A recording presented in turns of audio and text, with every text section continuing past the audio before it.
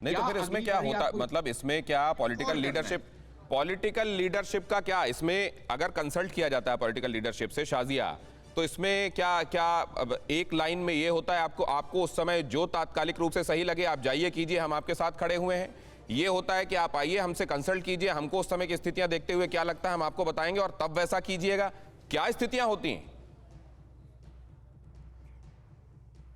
नहीं, आप देखिए, अब एक तो देखिए, आप एक हमारी आर्मी को आप देखिए कि हम लोग को कोई पाकिस्तान तो है नहीं, क्या है हमारी आर्मी, कितनी शानदार और कितनी डिसिप्लिन्ड। तो जाहिर है हमें उसमें पूरी तरह से हमें इसमें फेथ है और इस तरह का हमें पूरी तरह से छूट और एक नहीं शाजिया, अभी आपने पांडे साहब को भी सुना ना, वो क्या कह रहे हैं कि आपको ये भी खातिर में रखना होगा कि उसके पास क्या क्या उसकी ताकत कमजोरी क्या है,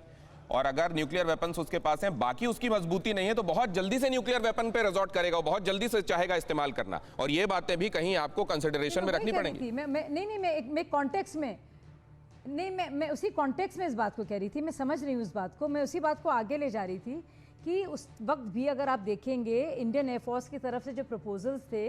कि क्या कुछ पॉसिबिलिटीज़ हैं और किस वजह से उनको अंजाम नहीं दिया गया, तो जो जो रीजंस भी दिए गए थे उनका भी आकलन अगर हम लोग अभी कर लें, अगर उसका असेसमेंट भी आज के दौर पर हम लोग करें, बहुत ज़रूरी है हमारे लिए, वो अभी भी बहुत ज़रूरी है उस तरह का एनालिसिस। तो हम जानते हैं हमारी आर्मी कैसी रही है,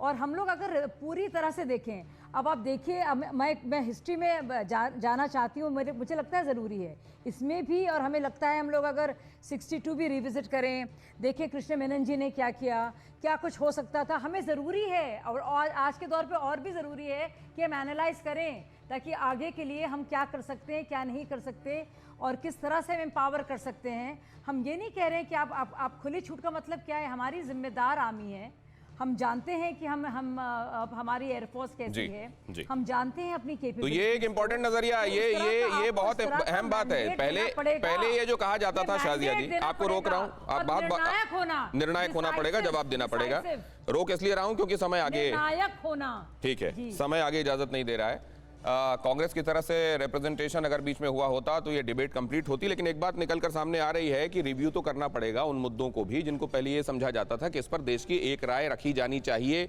ये बताया जाना चाहिए कि परसेप्शन एक जैसा ही है। अब समझाइए जा रहा है, और ये इस समय की हकीकत भी है और इस समय की मांग भी कि वही सेंसिटिव और अहम मुद्दे, उन्हीं को तो आपको रिव्यू करना है और ये तय करना है कि आने वाले दिनों में ऐसा होने पर आपका कदम क्या होना चाहिए। सवाल यह है 10 फ्लैश पॉइंट्स,